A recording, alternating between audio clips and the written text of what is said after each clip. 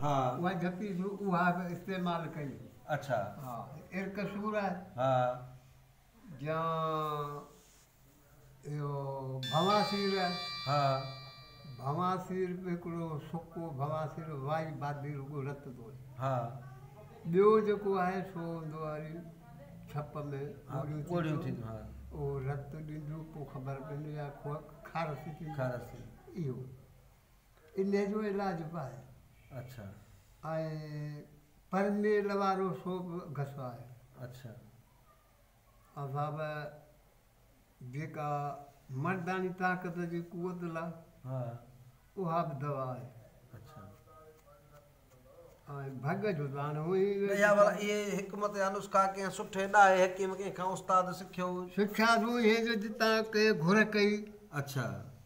भागवत दानी में पहिरीं पहिरीं आहे हींअर त हींअर सूबेदार जा ज़माना सूबेदार शहदादपुर में हिकिड़ो भाउ हुनजो उते अॻु ई आहे हाँ पेटिस में। हाँ ऐं हीअ आहे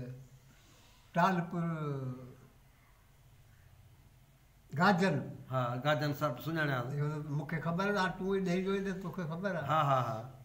इन शुरूआत कई मूंसां वरी हिते पंजाबी हिन किताब मूंखे खणी ॾेखारींदा तूं हुन वटि हुन जो किताब खे छा की जेका ॻाल्हि हुजे उहा ॿुधाए हाँ पोइ हुनखे ॿुधाए थो किताब वापसि खणी आयो मर्दानी को जी ॻाल्हि फ़क़ीर ठाहे ॾिजो बहादुर अच्छा मूं जोरी हुन सां सलाम वाले खे उठ करे भितर तॾहिं ॾींदा हाँ पोइ हुन ठाहियो असांखां रुपयो बि हुन कोन वरितो छा ठाहीं ठाही त शंगर अच्छा कुकुड़ 2.5 किले जो 1.5 सालो हाँ सिंधी कुकुड़ उनखे कुही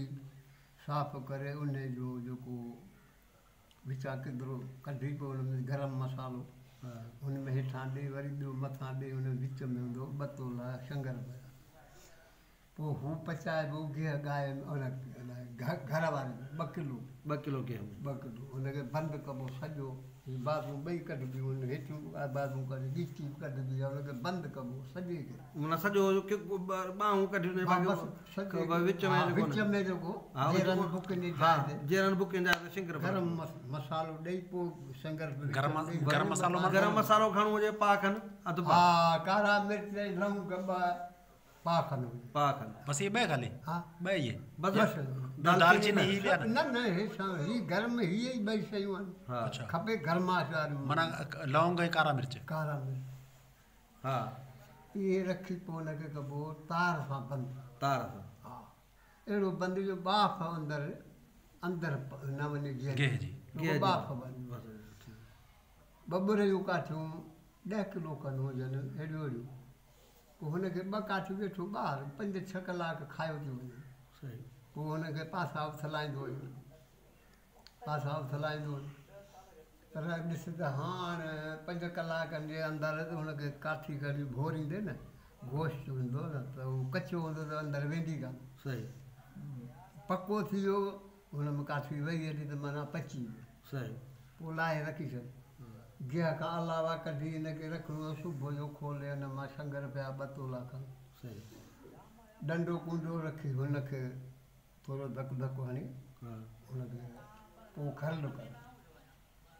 हा 10-15 मिंट हुनखे खरल करे पोइ बेदा हलनि 10, 8, 9 इहो बेदो सचो हाँ पाणी कढंदो जुदा करे बाक़ी टिकी हुन में गॾींदो पोइ हली ॾिसंदा हाणे 15-10 कलाक 5 कलाक में बेदा 4-5 विधा ठाहींदो बेदा पूरा थींदो तूं वेठो खरल कर पर वक़्फ़ो ॾींदो हाँ आख़िर जेके बेदो वञी हथ खे छॾींदो कुंडे खे छॾींदो हाँ तो तूं खरल कर माना पापड़ी थी पापड़ी थी ॾिसंदा हाणे सुकी वियो पर उहो 5 कलाक खनि उहो बि खाईंदो ॿिए ॾींहं ते खाईंदो पोइ हुनखे ॾिसंदा हाणे हथ में खणियो थो भोरियूं हूअं बि भुरंदो लहंदो हाँ हाँ हिकिड़ो मिनट अचां आ जाओ हाँ अब हिकिड़ो मिनट चाचो ॻाल्हि पूरी करे फरदाऊं पढ़ायां थो अचां बसि हू हुन में अख़बार खणी उनखे वाको करे टुकड़ा करे रखी छॾे ॿी अख़बार ॾे पर रखे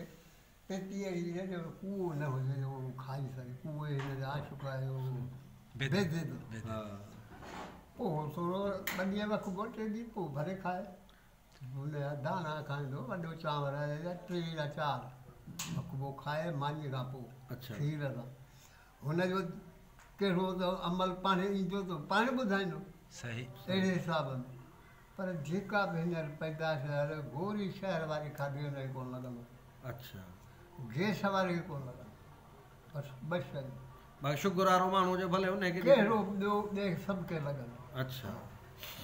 मैं जेकी- नमाज़ पढ़ी दो। हाँ, नमाज़ पढ़ी।